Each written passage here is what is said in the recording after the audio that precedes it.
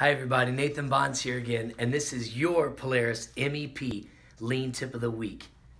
We've been on a 5-week series covering 5S, sort, set in order, shine, standardize, and this week, sustain.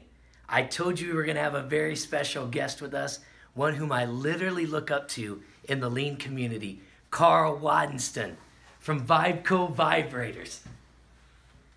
Karl, can you tell us what the special sauce is in 5S and how we can empower us on our journeys in sustain and in 5S? So sustain, Nate, you know, is the hardest thing that any company has to do with this, because you can get all the low-hanging fruit, you can get a lot of energy behind this, but this is a never-ending journey, man. Exactly. This doesn't stop, and it's like being married. That, you know, the wedding, the honeymoon are great, but then years and years go by and you kind of have to revitalize yourself and re-energize yourself. So the respect for people and the communication and the energy is critical.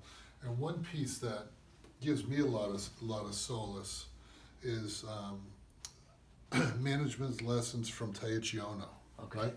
So you see, even when we had the Lean Nation radio show, Shigeo Shingo, Taiichi Ohno, E.G. Toyota, Sakio Toyota, and then our American greats, Henry Ford, Deming, Frederick Taylor, and of course Slater Miller, Rhode Island. Absolutely. They're it. So, but let's get back to this book. So the book is Lessons from Taiichi Ohno. And the sustain piece that I found interesting as heck in this is a passage in here where Toyota wanted people to obey. And Toyota's very, very stern with their people. I mean, remember, it's a culture too. Right. So it's an Eastern culture more than our Western culture. Right.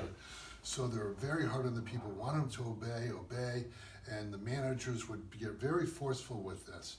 So Taiichi Ohno said is that you make work so simple that they obey naturally. Okay. So think about this as we go through the 5 S's, right? Sort, shine, sustain, set in order, standardize. As we do those things, if they're too complex, man, how are you going to sustain it? That's true. If there are too many rules and too many things, that's too hard. You're never going to sustain it. Right. So I really take, there's all kinds of great lessons for people in Rhode Island that follow Polaris MEP and Nate, that this is probably one of the coolest books. It's a simple read, but you start seeing these lessons. Yeah. So remember Kanban cards, right? Yes. Kanban cards at one point were almost the collapse of our whole lean journey, because we had a 2-bin system, we had cards, we had, you know, we didn't really realize that the cards were living, organic, breathing, that you had to keep these things updated, and not the physical card itself, but the quantities, the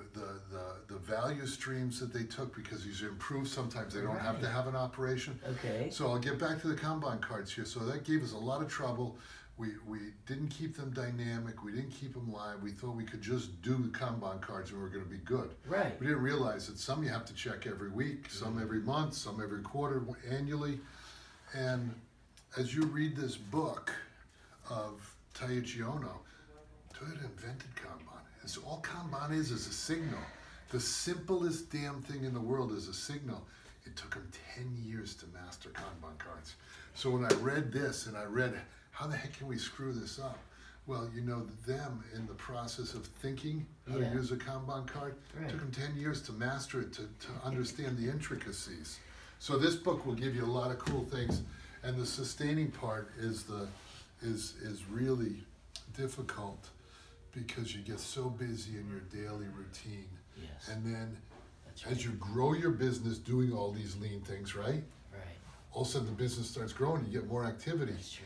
And you have to re-implement, rethink, and you forget about the lessons that got you there.